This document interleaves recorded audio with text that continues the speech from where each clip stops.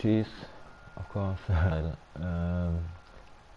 Cool stuff so far, and there are two little things I may think you are interested in. One is, if you want to get rid of this light frame around the ceiling, always ensure that the ceiling is at a minimum of 20. If you are higher on the volume in the grid volume grid module, then you have to be thicker, but for this area technically 20 is enough. So as soon as your height is 20 and you look inside, you will see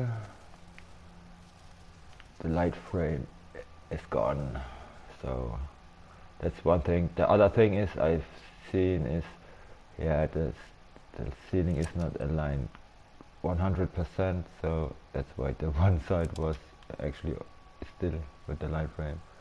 So yeah, that's that little thingy. And the other thing is, I mean, the area is pretty small, so technically you are always in combat range of any enemy, but to be really sure that everything is working right, go here to the block players falls, and also don't block the AI side, since yeah, the AI side is the thing with the crit, with the walking crit.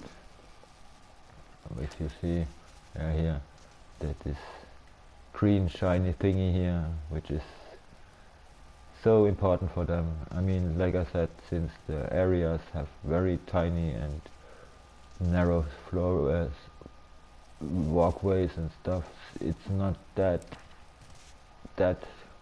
big of a problem, since yeah, but they actually go direct to the combat phase and stuff.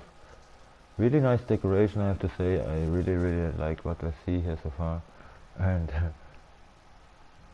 also on the on the carport here, which is really nice.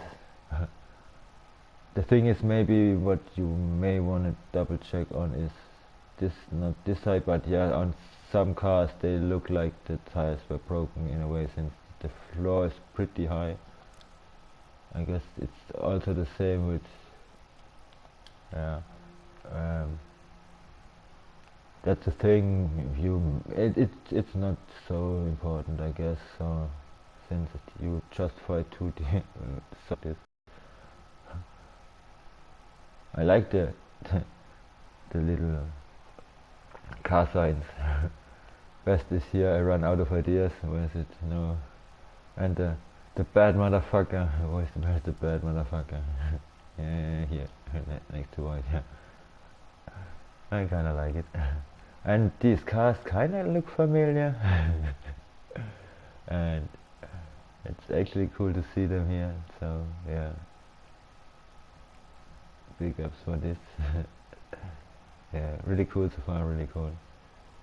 I mean, the solution for the fence actually is pretty good, since yeah, technically of course you can do it with props, but it will shot into your resources. So yeah, also what I really like is the part in the other module here with the little decoration set up here, which is pretty nice. The trees are cool. Definitely cool. All this monitor, I like it. Yeah, so like I said, this is what I've seen, so I wanted to address and thought I'd do it like this, since it's way easier to show than to explain what to do most of the time. And yeah, keep up with this here. Okay, what I can show off is, since you asked, oops, no, exit. Yeah, I just wanna exit. Thank you, no, actually don't save. I came up with the limitation setup for my deathmatch maps, since yeah, it's a bit overpowered in a PvP match to have unlimited or this, yeah, technically unlimited BFG, gauss cannons and chainsaw, so I didn't exit. Accidentally, yes, saving, no, so that's what I want to do. I came limitation setting, which works in that way that you pick the, as soon as you pick the weapon up, every kill you do, it's not weapon specific, it's kill specific, so I determined to have it after 5 kills, for example. The weapon gets dropped and I have to actually pick it up again, and as long as there is no one for ride it, technically, yeah, I mean, you can limit it very harshly that way, so you could say someone picks up the chainsaw and yeah, the first kill, if you mention it somewhere in the map, it would be the one solution, since ammo restriction or stuff like this is nothing I know of so far, and I tried out a lot of these stuff too, for example for my deathmatch. I actually have this set up in my published deathmatch settings that are available for download, so yeah, that's, or in the props and logics, technically the BFG limitation is kind of the same, you just have to change it to the that is basic custom settings, this one here, yeah. You basically have to just change the amount of kills you can do, so this is player specific, and yeah, this is technically the thing you just have to copy and paste. That's the BFG, that's the gauss, of course, then last but not least chainsaw here, yeah. So the thing is,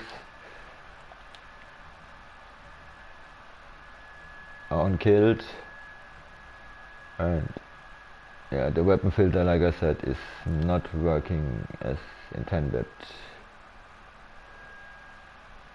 since,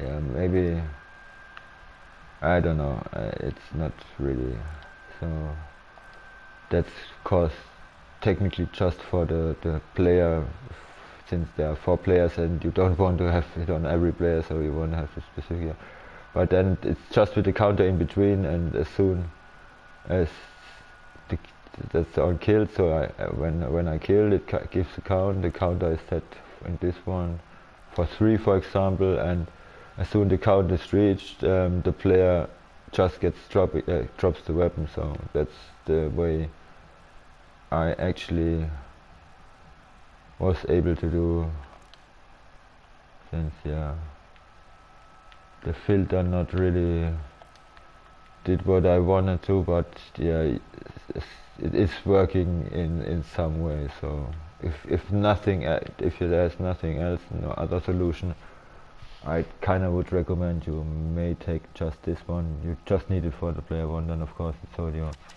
Technically just copy this line, change the count to whatever you want, and at least yeah, it's limiting the chainsaw as long as there's no other version to pick up again, so it will be gone after the amount you want of the kills. So yeah, like I said, this is my only kind of solution for this problem so far. Yes, then this is so far what I have to say, and like I said, I'm really looking forward for what is coming in the map. Looking really cool. I like the details and stuff, the implementation of the props, the more realistic grounded setup so far is really cool, and yeah, I would say have fun and bye.